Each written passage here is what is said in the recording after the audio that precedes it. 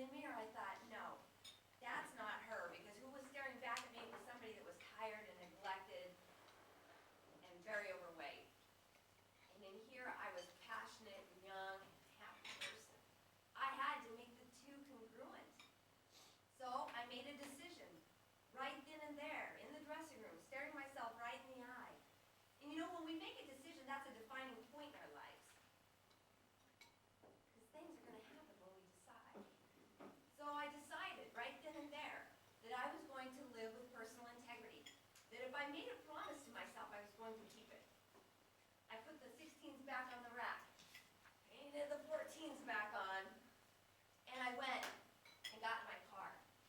When I got in the car, I had about a 10-minute drive, and I made 3 promises to myself. The first one was that I was quite literally going to stop hitting the snooze button on my life.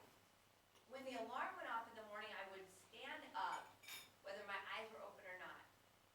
The second thing that I promised myself was every bit of food that went into my mouth was going to have a purpose. I was going to stop being the family garbage disposal and eating everything on everybody else's place just for the sake of not letting anything go to waste. And the third thing I decided was that I was going to start moving and exercising like an athlete again, because man, I wanted to feel like that rock star that I once knew.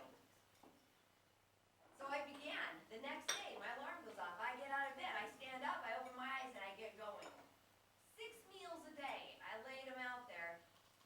They had nutritionally dense value to them. That's all I ate. And I started exercising 6 days a week. 3 days cardio, 3 days with weights, good old-fashioned dumbbells, nothing fancy. It wasn't rocket science, but it was my program, and I was going to live congruent to who I know I was here. So I began. 4 weeks went by. Hop on the scale, look at the numbers, nothing. But that was okay, because this time around it was going to be different. This time around, I wasn't trying to be the airbrush model in the magazine. And I wasn't trying to be what society thought a mother of 5 ought to look like. I was trying to be me for the first time. It was a defining moment. So I kept going. 8 weeks. Things started to change. Started to reshape. My clothes fit differently. The scale moved. At 12 weeks, magic happened. That was exciting, because at that mark, every 2 weeks after that, I started to drop another dress size.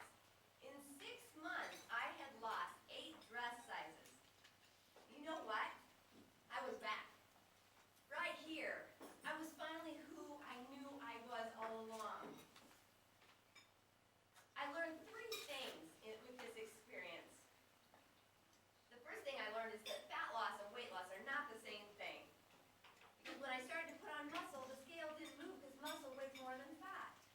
But as I put the muscle on, it started to melt